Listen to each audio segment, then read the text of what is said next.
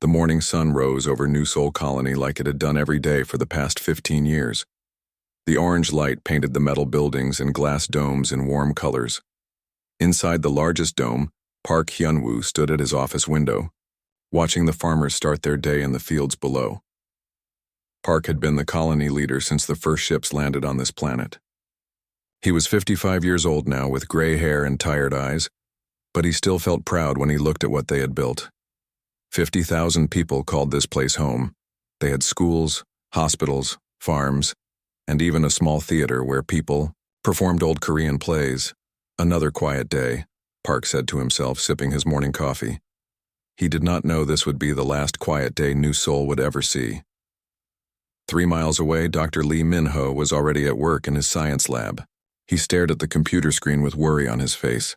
The numbers were wrong. For 3 days now, his machines had been picking up strange energy readings from space above their planet. Lee was 42 years old and had been the colony's chief scientist for 10 years. He was a careful man who did not panic easily, but these readings made him nervous. The energy patterns looked like nothing he had ever seen before. Maybe it's just space dust, he told himself, but he did not believe it. Space dust did not create energy patterns like this. His daughter Ji-won worked in the communication center across town. She was 28 years old and very good at her job. For the past week, she had noticed something strange too. The messages they sent to Earth were taking longer to arrive than they should. Ji-won sat at her desk, trying to send the daily report to Earth Command. The message should take 6 hours to reach Earth through the quantum relay network. But lately, messages were taking 8 or 9 hours and some were arriving with parts missing. Dad might know what's causing this, she thought. She made a note to ask him about it when she got home. At the colony's defense station, Commander Kim Tae-ho was having his own problems. His radar screen showed objects at the very edge of their scanning range. The objects appeared for a few minutes, then disappeared. When he tried to get a better look, there was nothing there. Kim was a former Earth Navy officer who had come to New Seoul 5 years ago. He was 38 years old and took his job very seriously. The colony only had 6 small defense ships, but Kim kept them ready at all times. Something is out there, he told his second officer, Lieutenant Yu Subin. I can feel it. Yu was younger and less experienced. She looked at the empty radar screen and shrugged. Maybe it's just asteroids, Commander. Asteroids don't appear and disappear like that, Kim said. He decided to send one of their patrol ships to investigate. Far above the planet, hidden by advanced technology that humans could not detect, 50 alien warships waited in the darkness of space. These ships belonged to the Vextar Empire, a group of alien worlds that had ruled this part of the galaxy for over 1,000 years. The Vextar looked like giant insects with 4 arms and black eyes. They believed they were superior to all other life forms, especially the young species that had started spreading through the galaxy in the past few hundred years. War Marshal Kethral stood on the bridge of the largest ship. He was 8 feet tall with scars across his face from many battles. He looked down at the human colony with disgust. These creatures spread like a disease, he said to his officers. They take planets that do not belong to them and build their ugly cities. Should we warn them to leave? Asked one of his captains. Kethral made a sound like laughter, but there was no humor in it. No warnings. We will destroy them all. Other human colonies will learn what happens when they enter Vextar space. The truth was that New Seoul was not actually in Vextar space. The colony had been built in empty space, far from any alien worlds, but the Vextar Empire was growing, and they wanted this area for themselves. The humans were just in the way. Back on the planet, Park Hyun-woo was meeting with his department heads for their weekly planning session. They talked about the new school they wanted to build and the problems with the water recycling system. Everything seems normal, said the head of agriculture, Mrs. Kang Bora. The crops are growing well and we should have a good harvest this season.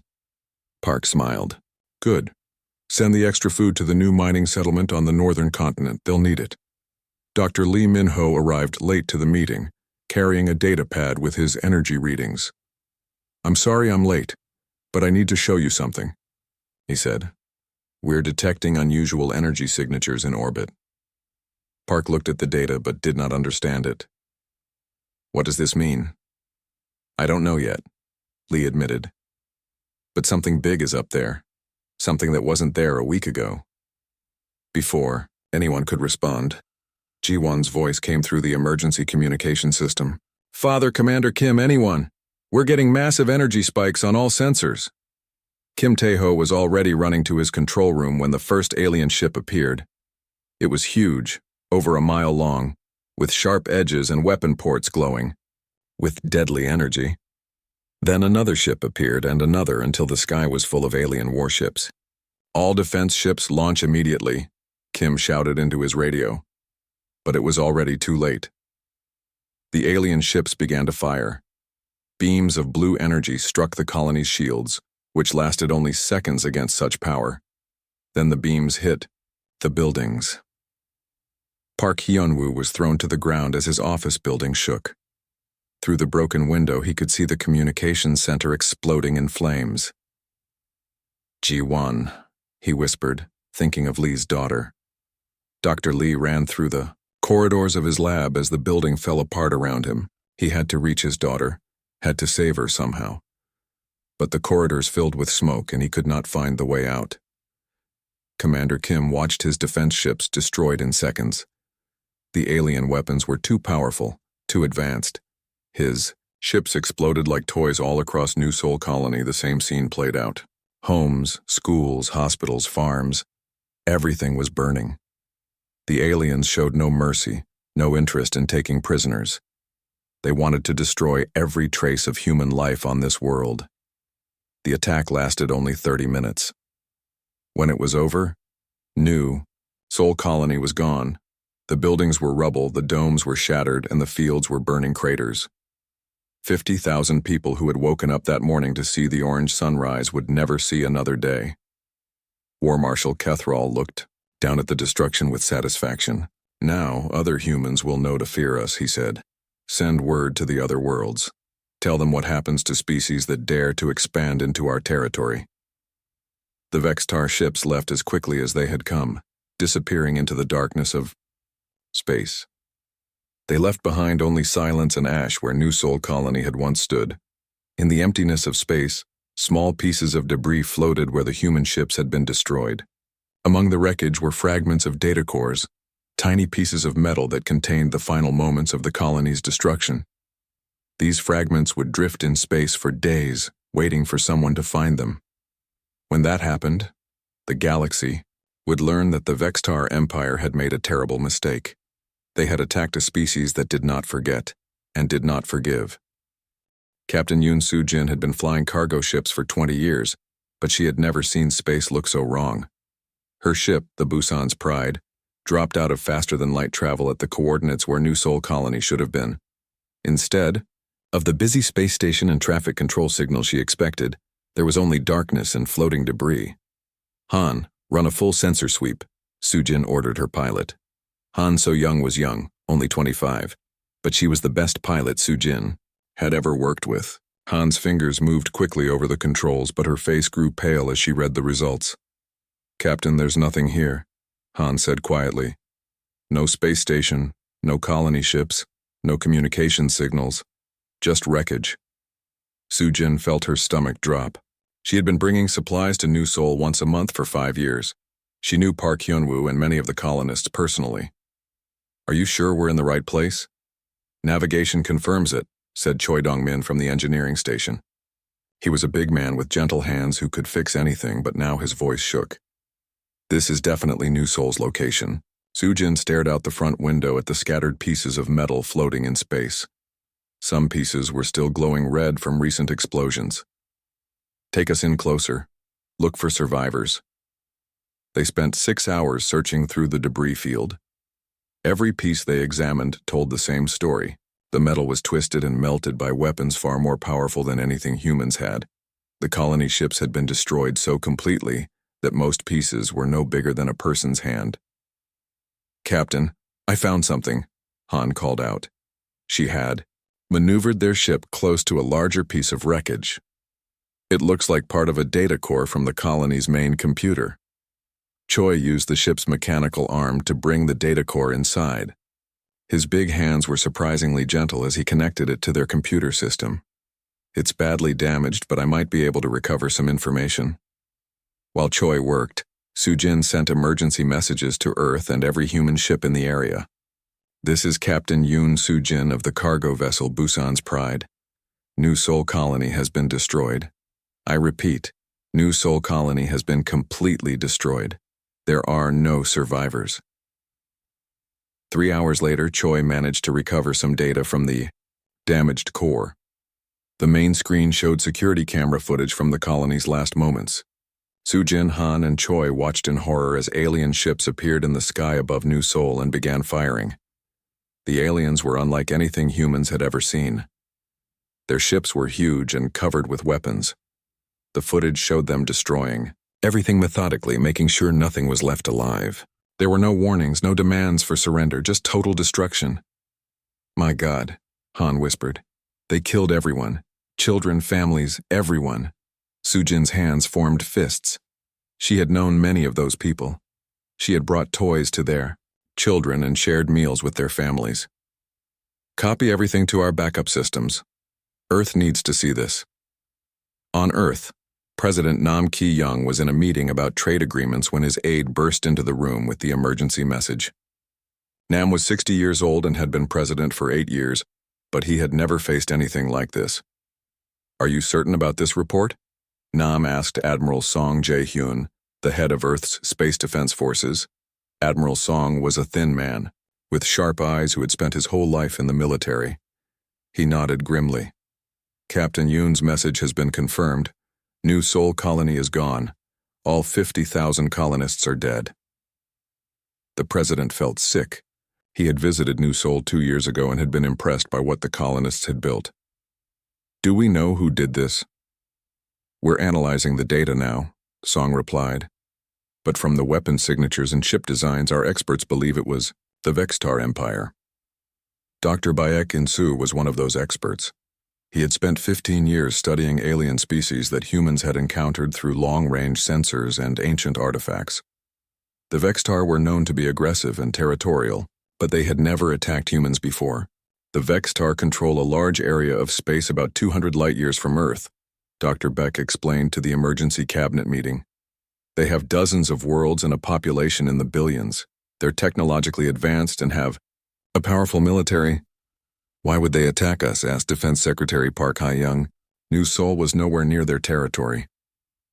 The Vextar are expanding their empire, Dr. Baek replied. They probably see human colonies as obstacles to their expansion. New Seoul was chosen to send a message to all of humanity. President Nam looked around the table at his advisors. What are our options? Admiral Song spoke carefully. We could try diplomatic contact, but given what they did to New Seoul, I doubt they're interested in talking. Our other option is military response. Against an empire with billions of people and dozens of worlds, the president shook his head. How many ships do we have? The Solar Defense Fleet has 120 ships, Song replied. We also have about 300 civilian ships that could be converted for military use. But the Vextar probably have thousands of warships. The room was quiet for a long moment. Everyone understood the situation. Humanity was badly outnumbered by an enemy that had just committed genocide against a peaceful colony. What about our allies? Asked Foreign Secretary Kim Joo-won. The StorY Republic has offered to provide sanctuary for human refugees, Dr. Baek said. The Tau Ceti Federation expressed sympathy, but said they cannot risk war with the Vextar Empire. Most other species are too far away to help or too afraid. President Nam stood and walked to the window. Outside, he could see the lights of Seoul spreading in all directions. Millions of people going about their daily lives, not knowing that humanity had just suffered its worst disaster since the plague years. They killed 50,000 innocent people, Nam said quietly. Families, children, elderly people who just wanted to live in peace on a distant world, and they did it to send us a message. He turned back to face his advisors. Admiral Song, how long would it take to prepare our fleet for war? Sir, with respect, we cannot win a war against the Vextar Empire. Song replied. They're too strong. I'm not asking if we can win, the president said. I'm asking how long it would take to prepare. Admiral Song thought for a moment. If we mobilize everything we have and start building new ships immediately, we could have a war fleet ready in 6 months, but sir, then do it, Nam interrupted. Send out a general mobilization order. Start converting civilian ships to warships. Begin recruiting volunteers for military service. Mr. President, Defense Secretary Park said carefully, are you declaring war on the Vextar Empire? Nam looked at the screen showing footage from New Seoul's final moments. He saw Park Hyun-woo's office building exploding, saw the communications center where Ji-won had worked burning to the ground. He saw children's playgrounds being vaporized by alien weapons. The Vextar want to send humanity a message, Nam said. They want us to be afraid, to hide in our corner of the galaxy and never expand again. They want us to accept that they can murder our people whenever they feel like it. He straightened his shoulders and looked each advisor in the eye. Well, I have a message for them too. Humanity does not forget. Humanity does not forgive genocide. And humanity does not hide from bullies, no matter how big they are. So yes, he continued, I am declaring war on the Vextar Empire. We may be outnumbered, but we're not helpless. We have something they don't expect us to have. What's that, sir? Admiral Song asked. President Nam smiled, but there was no warmth in it. Righteous anger, and the absolute certainty that what they did to New Seoul was evil. Sometimes that's enough to change the odds. Within hours, the mobilization order went out to every human world and space station. The Vextar Empire had wanted to teach humanity a lesson about fear. Instead, they had awakened something far more dangerous, a species with nothing left to lose and everything to fight for. The war for humanity's survival was about to begin. Fleet Admiral Park Sun-mi stood in the center of the biggest military construction project in human history. Around her, thousands of workers moved like ants, building ships that would carry humanity's revenge to the stars. The Luna shipyards had been expanded 10 times their original size in just 4 months. Park was 53 years old and had commanded Earth's defense fleet for 6 years. She was a small woman with steel in her voice and fire in her eyes. Before the war, she had commanded peaceful exploration missions. Now she was building the largest war fleet humanity had ever assembled. How many ships will be ready by launch? Date? She asked Chief Engineer Lim Woo-sung. Lim was a big man with oil-stained hands who had designed civilian spacecraft for 20 years. Now he was learning to build weapons of war. 600 warships will be ready in 2 months, he said. Another 200 will follow within the next month. That's not enough, Park said. The Vextar have thousands of ships. Then we'll have to be smarter than them, Lim replied. He led her to a section of the shipyard where a strange new type of ship was being built. It was smaller than a regular warship, but covered with sensors and weapons. These are our AI combat vessels. Each one can think and fight on its own. Dr. Seo Hye-jin was waiting for them at the new ship. She was 35 years old and had been Earth's leading artificial intelligence researcher before the war. Now she was creating electronic minds that could kill. The AI can process battle information 1,000 times faster than humans, Dr. Seo explained. It can predict enemy movements, coordinate with other AI ships, and adapt its tactics in real time. One AI ship can fight as effectively as 5 regular ships with human crews. Park walked around the ship, studying its clean lines and advanced weapons. How many of these can you build? We're producing 10 per week, Dr. Seo said. By launch date, we'll have 100 AI warships ready. Across the solar system, Captain Ko Min-jung was training the new recruits at the hastily built Stellar Warfare Academy on Mars. Ko was 40 years old and had been Earth's best tactical officer before the war. Now she was teaching civilians how to fight aliens in space. The recruits came from every human world: farmers, teachers, engineers, students, anyone who wanted to fight for humanity's survival. One of them was Lieutenant Hwang Ji-ho, a 26-year-old mining engineer whose younger brother had died at New Seoul Colony. Space combat is not like fighting on the ground, Ko explained to her class of 500 recruits. In space, There is no up or down, no place to hide, and no second chances. You must think in 3 dimensions and react instantly. Huang raised his hand. Captain, how do we fight an enemy that has more ships than us? Ko smiled grimly. We don't fight fair. We use every advantage we have. Superior AI, better tactics, and the fact that we're fighting for our homes while they're just fighting for conquest. She activated a holographic display showing Vextar ship formations. The aliens fight in rigid patterns that they've used for centuries. They expect their enemies to be afraid. They don't expect humans who fight like we have nothing to lose. Because we don't, Huang said quietly. Exactly, Ko replied. The Vextar made one fatal mistake when they destroyed New Sol. They thought they could terrify us into submission. Instead, they united every human in the galaxy against them. Meanwhile, Intelligence Director Ryu Dong-ho was coordinating humanity's spy network. Ryu was a thin, quiet man who had spent his career gathering information about alien species. Now his job was to learn everything possible about Vextar military capabilities. Commander Moon, your mission is extremely dangerous, Ryu told the captain of humanity's newest stealth ship. Commander Moon Sang-wook was 38 years old and had volunteered for the most risky assignment in the fleet. We need detailed information about Vextar defenses, Ryu continued. Ship numbers, weapon types, base locations, patrol routes. Without this intelligence, our attack will fail. Moon nodded. My crew understands the risks. We'll get you the due. Information. Moon's ship, the Invisible Tiger, was equipped with the most advanced stealth technology humans had ever built. It could hide from sensors and slip through enemy territory undetected. But if it was discovered, it would be destroyed instantly. For 3 months, ships like the Invisible Tiger penetrated deep into Vextar space. They photographed enemy bases, recorded communication frequencies, and mapped patrol routes. Many ships never returned, but the information they gathered was invaluable. Back on Earth, President Nam Ki-young was dealing with the political challenges of total war. Not everyone supported the military response to New Sol's destruction. Mr. President, we're spending our entire treasury on this war, complained Senator Lee Young-ho during a heated cabinet meeting.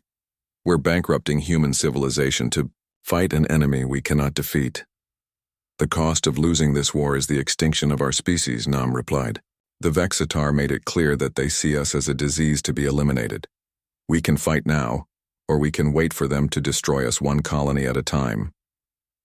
Public opinion was divided until Captain Yoon Soo-jin returned to Earth with more survivors from the outer colonies. The Vextar had not stopped with New Sol. 3 more human settlements had been destroyed in the past month. They're not just expanding their territory, Yoon reported to the emergency session of the Global Council. They're systematically exterminating human colonies. Every settlement within 50 light-years of their borders has been attacked. The survivors she brought back told horrifying stories. Families burned alive in their homes. Children who died crying for their parents. Elderly people who had spent their lives building new worlds, only to see them destroyed in minutes. After hearing these testimonies, even the opponents of war fell silent. The Global Council voted unanimously to support the military response. Humanity would fight no matter the cost. As the months passed, the true scale of human mobilization became clear. Every shipyard in the solar system was building warships. Every factory was producing weapons and supplies. Every school was teaching basic military skills alongside regular subjects. Admiral Song Jae-hyun coordinated the massive logistics effort. We're producing more military equipment in 6 months than we produced in the previous 10 years, he reported to President Nam. The industrial capacity of our entire civilization has been converted to war production. Is it enough? Nam asked. It will have to be, Song replied, because this is everything we have. In the Vextar capital, War Marshal Kethril was receiving reports about human military preparations. His intelligence officers told him that the humans were building hundreds of ships and training millions of soldiers. Let them come, Kethril said with contempt. They are a young species with no experience in real warfare. We have conquered dozens of civilizations. These humans will learn that courage is not enough to defeat superior numbers and technology. His subordinates agreed, but some of them were less confident. The humans were building ships faster than any species in galactic history. Their technology was advancing at an incredible rate, and their communications showed a level of determination that worried the more experienced Vextar officers. "Perhaps we should negotiate," suggested Admiral Yexthul. "Offer to spare their remaining colonies if they withdraw from contested space." Kethral's mandibles clicked in anger. "We do not negotiate with inferior species. We destroy them as an example to others who might challenge our empire." Back in the Luna shipyards, Fleet Admiral Park Sun-mi watched the final ships of her war fleet being completed. 800 vessels of various sizes, each one designed for a specific role in the coming battle. Heavy battleships to break enemy formations, fast cruisers to hunt down fleeing enemies, AI-controlled fighters that could swarm like angry wasps. "It's the most powerful fleet in human history," Chief Engineer Lim said proudly. "And it might not be enough," Park replied. "But it's what we have, and it will have to do." She activated the shipyard's general communication system. Her voice reached every worker, every engineer, every person who had spent 6 months turning humanity's industrial might into instruments of war. 6 months ago, the Vextar Empire murdered 50,000 innocent people, she said. They thought they could frighten us into hiding in our corner of the galaxy. They thought we would accept that they could kill our families whenever they wanted. The shipyard fell silent as everyone listened. "Tomorrow, we launch the greatest military expedition in human history," Park continued. "We may be outnumbered, but we are not outmatched. We have something they don't understand, the fury of a species that refuses to be intimidated by bullies." She paused, looking out at the gleaming warships ready to carry humanity's anger to the stars. "The Vextar wanted to teach us fear. Instead, they're about to learn why you should never back humans into a corner. The fleet launches at dawn. Humanity's answer to genocide begins tomorrow." The human warfleet dropped out of faster-than-light travel at the edge of Vextar space like a storm front, moving across a peaceful sky. 800 ships spread across the darkness in perfect formation, their weapons charged and ready for battle. Fleet Admiral Park Sun-mi stood on the bridge of her flagship, the New Soul's Memory. The ship was named after the colony the Vextar had destroyed, and every crew member carried the memory of those 50,000 dead in their hearts. "Admiral, we're detecting the Vextar border fortress," reported Navigation Officer Kim Hae-sung. On the main screen, a massive space station appeared. It was 10 times larger than anything humans had ever built, bristling with weapons and surrounded by dozens of alien warships. "That's Vextar Prime 7, said Intelligence Officer Yu Min-kyung, reading from the spy reports. "It's their main military base in this sector. If we can destroy it, we'll cripple their defenses for 100 light-years." Park nodded. "Captain Lee, deploy your squadron for the first attack." Captain Lee Kyung-ho commanded the Vanguard, the fastest and most aggressive ships in the fleet. He was 35 years old and had trained his entire adult life for space combat. His ships accelerated toward the fortress like arrows shot from a bow. "Remember," Lee told his pilots, "the Vextar have never fought humans before. They don't know our tactics. Use that advantage." The alien fortress began firing first. Massive energy beams lanced out toward the approaching human ships.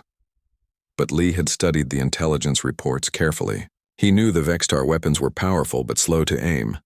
"Scatter formation," Lee ordered. His ship split apart, weaving through space in patterns no alien had ever seen before. The Vextar gunners tried to track them but kept missing as the human ships danced between their shots. "Now!" Lee shouted.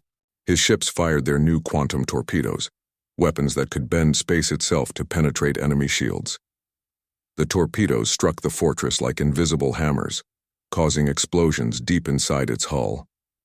On the fortress, Vextar Commander Sackthul watched in shock as his powerful shields failed against the strange human weapons. "How are they penetrating our defenses?" he demanded. His weapons officer clicked nervously. "Their torpedoes use some kind of space distortion technology we've never encountered. Our shields can't stop them." "Then destroy them with overwhelming firepower," Sackthul ordered. But when he looked at his screens, he saw something that made his alien blood run cold. The human ships were not just attacking randomly. They moved in perfect coordination, like parts of a single organism. Some ships would draw fire while others attacked from different angles. When Vextar ships tried to pursue one group, another group would appear from an unexpected direction. Commander, Shin Unji was coordinating this deadly dance from her AI command ship. The artificial intelligence could process thousands of pieces of information every second, predicting where enemy ships would move and positioning human forces for maximum advantage. AI tactical analysis complete, her computer announced. Enemy. Formation pattern identified. Weakness in Sector 7 detected. Captain O, strike Sector 7 with everything you have, Shin ordered. Captain Oh Jun-soo led a squadron of heavy battleships equipped with the most powerful weapons in the human fleet. His ships appeared from behind a small moon and unleashed a devastating attack on the fortress's weakest point. The Vextar had never seen weapons like these before. Human technology had advanced rapidly during the war preparation, driven by grief and determination. The fortress's ancient armor, which had protected it for centuries, cracked and shattered under the assault. All ships concentrate fire on the breach, Admiral Park ordered from her flagship. The entire human fleet turned toward the damaged section of the fortress and fired together. The explosion could be seen from 100,000 miles away. Vextar Prime 7, which had stood guard over this sector for 300 years, broke apart and died in the cold of space. But the real battle was just beginning. The fortress's destruction had alerted every Vextar ship in the area. Within hours, Admiral Yexthul arrived with the 7th Fleet, 200 alien warships that had never known defeat. Yexthul was the Vextar Empire's most experienced commander. He had conquered 12 different species and destroyed countless enemy fleets. He looked at the human ships on his screen with professional interest. "So these are the creatures that destroyed our fortress," he said to his officers. "They fight, well for primitives, but they are badly outnumbered now." The Vextar fleet moved forward in their traditional formation, a massive wall of ships that had overwhelmed every enemy they had ever faced. It was a tactic that had worked for 1,000 years. Admiral Park watched the alien fleet approach and smiled coldly. "They're fighting the way they always have," she told her officers. "Predictable formation, standard tactics. They haven't adapted to fighting humans." "What are your orders, Admiral?" asked her tactical officer. "Show them why human warfare is different," Park replied. "Deploy the swarm." Captain Kim Sua had been waiting for this moment. Her stealth destroyer, Soul's Vengeance, had been hiding behind the wreckage of the fortress. Now she led 50 similar ships in an attack the Vextar would never expect. The human ships appeared all around the alien fleet, striking from every direction at once. They moved too fast for the heavy Vextar ships to track, hitting and disappearing before the aliens could respond. "Where did they come from?" Yexthul demanded as explosions rocked his flagship. "They were hidden in the debris field," his sensor officer replied. "We didn't detect them until they opened fire." Kim Sua's weapons officer, Park Jae-min, targeted the alien command ships with surgical precision. "Lock onto their bridge sections," he ordered. "Cut the head off the snake." Navigator Jung Hae-won plotted courses that took them through spaces the Vextar didn't think ships could survive, through radiation fields, asteroid belts, and the edges of gravity wells. The human ships danced through dangers that would destroy larger vessels. As the space battle raged, Colonel An Sang-hyuk prepared for the first human ground assault on an alien world. His target was a Vextar supply base on a nearby moon. If he could capture it, the aliens would lose their ability to resupply their fleet. "Remember your training," An told his Marines as their landing ships approached the moon's surface. "The Vextar are bigger and stronger than humans, but they've never fought our kind of ground warfare." The alien base was heavily fortified, but human tactics proved superior once again. Instead of direct assault, An's forces used stealth and mobility. They struck supply convoys, destroyed communication towers, and attacked from unexpected directions. The Vextar defenders had never faced an enemy that moved so quickly and struck so precisely. Human soldiers in powered armor could leap over buildings and climb walls like spiders. They appeared where aliens thought no enemy could go, fought with weapons the Vextar had never seen, and disappeared before reinforcements could arrive. Within 6 hours, the supply base was in human hands. Colonel An stood in the alien command center, looking at the strategic displays. For the first time in galactic history, humans controlled a piece of Vextar territory. Back in space, Admiral Yexthul was learning that his traditional tactics were useless against human forces. His ships were being picked apart by enemies that refused to fight in predictable patterns. "Request reinforcements from the homeworlds," he ordered. "These humans fight unlike any species we've encountered." But his message would take days to reach Vextar space, and he didn't have days. Captain Kim Sua's stealth ships were targeting his supply vessels, cutting off his fuel and ammunition. Captain Lee Kyung-ho's fast attack squadron was destroying his scouts and communication ships, leaving him blind to human movements. Most dangerous of all were Commander Shin Yun-ji's AI ships. The artificial intelligences learned from every battle, adapting their tactics faster than organic minds could follow. They predicted Vextar movements with uncanny accuracy and coordinated attacks with perfect timing. "Admiral," Yexthul's tactical officer reported, "we've lost 60% of our fleet. Our remaining ships are low on supplies and surrounded by human forces." Yexthul stared at his displays in disbelief. He had never retreated from a battle in his long military career. The idea of defeat was foreign to everything he had been taught about Vextar superiority. "Sir, we must withdraw," his second-in-command urged. "If we stay, the entire fleet will be destroyed." For the first time in Vextar military history, one of their fleets turned and ran from a smaller enemy force. Admiral Park watched the alien ships flee toward their home territory. Her fleet had won a complete victory, but she felt no joy. This was just the first battle in what would be a long and bloody war. "Pursue them," she ordered. "Don't let them regroup.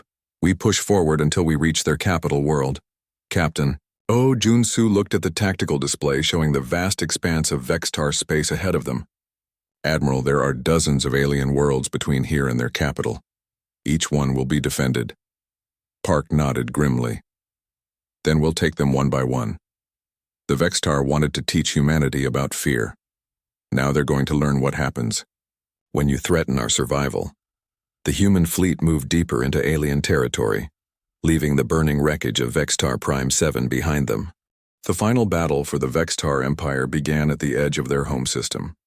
Fleet Admiral Park Sun-mi looked out at the largest space battle in galactic history.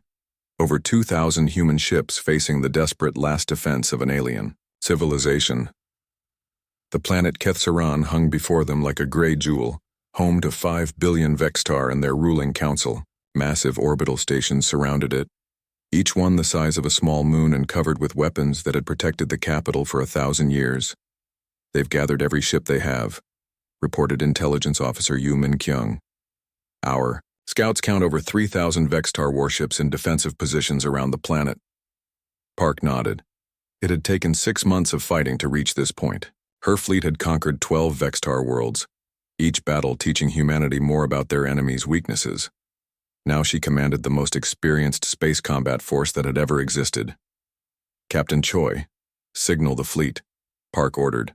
"Begin the final assault." Captain Choi Ye-jin commanded the flagship New Soul's Memory, a ship that carried the names of all 50,000 colonists who had died in the attack that started this war.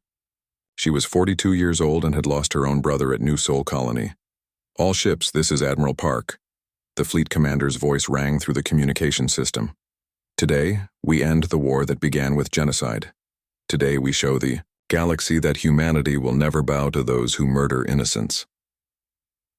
The human fleet moved forward in formations that would have been impossible before the war. AI-controlled ships coordinated with human crews in perfect harmony. Stealth vessels appeared and disappeared like ghosts. Heavy battleships advanced steadily, their weapons charging for the battle of their lives. On the planet below, War Marshal Kethral stood in the emergency command center, watching the approaching human fleet. He was no longer the confident warrior who had ordered the destruction of New Soul. 6 months of defeats had taught him that he had awakened something terrible. "How many ships have we lost?" he asked his aide. Over 2,000 warships destroyed or captured, came the reply. 15 worlds occupied by human forces. Our military is broken. Kethral's mandibles clicked in frustration. Everything he had believed about Vextar's superiority had proven false. These humans fought with a creativity and determination that his ancient military traditions could not match. Use the planetary population as shields, he ordered desperately. Position our ships over the major cities. The humans won't fire on civilians. But War Marshal Kethral didn't understand humans as well as he thought. Admiral Park had studied the intelligence reports about Vextar society. She knew the difference between their military and their civilians. Deploy the precision strike packages, Park ordered. Target only military installations. Our weapons are accurate enough to distinguish between soldiers and civilians. Captain Kim Sua led the precision attack from her stealth destroyer Soul's Vengeance. Her ship had become legendary during the war, appearing from nowhere to strike exactly where the enemy was weakest. Weapons Officer Park, lock onto the orbital defense stations, she commanded. Avoid the civilian residential areas. Park Jamin had become one of the most skilled gunners in the human fleet. His fingers moved across the targeting controls with the precision of a surgeon. Locked on military targets only, Captain. Civilian areas marked as no-fire zones. The human attack was unlike anything the Vextar had ever seen. Instead of the massive bombardment they expected, the humans used surgical strikes that destroyed military targets while leaving civilian areas untouched. It was a level of precision that required technology and skill far beyond what the aliens possessed. Admiral Song Jae-hyun coordinated the orbital assault from his command ship. He was 68 years old now, his hair completely gray from the stress of the war. But his mind was still sharp, and his tactical genius had helped win every major battle. The defense stations are falling, he reported to Admiral Park. Enemy fleet is breaking formation. The Vextar ships tried to use their traditional massed formation tactics, but human forces had learned how to counter them. AI ships commanded by officers like Commander Shin Yoon-ji swarmed through the alien fleet like angry wasps, striking vital systems and disappearing before the heavy Vextar guns could target them. Captain Oh Jun-soo's heavy battleships broke through the outer defense line with weapons that bent space itself. The massive alien ships that had terrorized the galaxy for centuries exploded like toys under the assault of human quantum torpedoes. Their flagship is trying to retreat, reported Navigator Young Hai-wan from Captain Kim's ship. Not today, Kim replied. All stealth ships converge on the enemy command vessel. End this. War Marshal Kethral watched his fleet disintegrate around him. Ship after ship exploded or surrendered as the humans pressed their attack. His bridge crew looked at him with fear in their compound eyes. Sir, we must surrender, his tactical officer pleaded. We cannot win this battle. Kethral looked at the screens showing human ships closing in on his flagship. These creatures he had dismissed as primitive were about to capture the greatest military leader in Vextar history. Open a communication channel to the human fleet, he ordered reluctantly. Admiral Park received the surrender communication while standing on her bridge, surrounded by the officers who had fought beside her through 6 months of warfare. The main screen showed the alien War Marshal, his proud posture broken by defeat.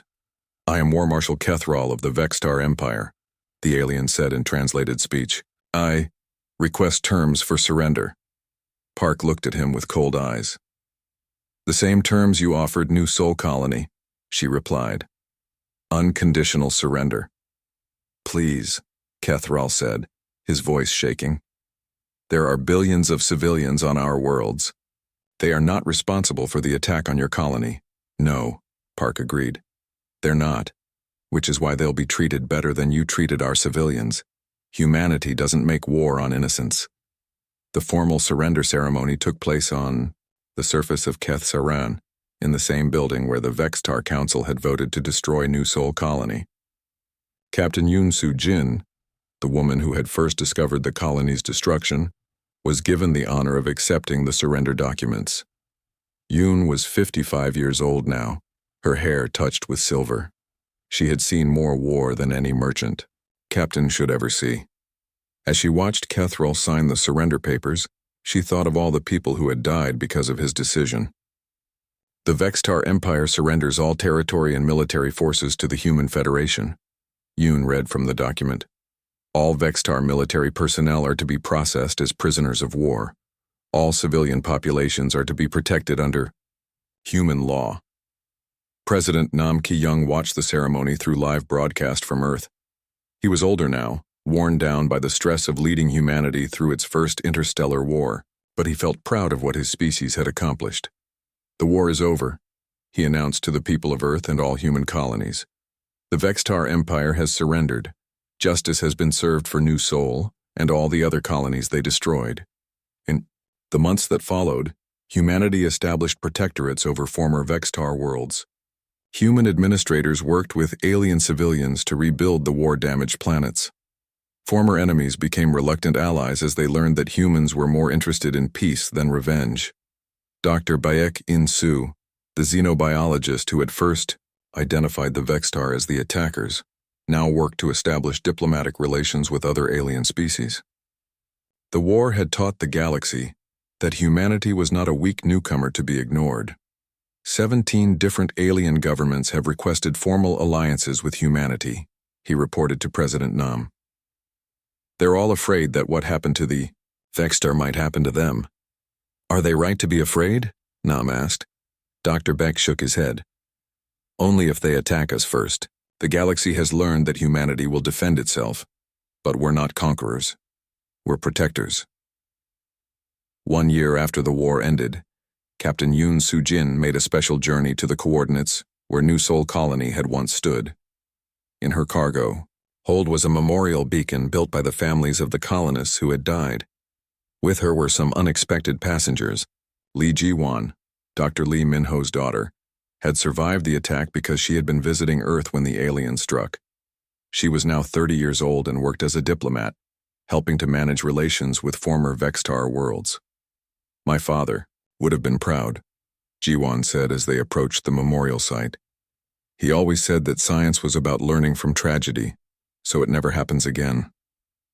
Yoon activated the memorial beacon and watched it drift into position where the colony space station had once been. The beacon began broadcasting immediately, a signal that contained the names, faces, and stories of all 50,000 people who had died. Let the galaxy remember, Yoon said quietly. Let every species know what happens when innocents are murdered. Humanity remembers, humanity mourns, and humanity will never let such evil go unpunished. The beacon's signal was powerful enough to reach every inhabited system within 100 light years. It would broadcast for 1,000 years, telling the story of New Sol Colony and the war that followed. As Yoon's ship prepared to return to Earth, she received a message from the surface of a nearby Vextar world.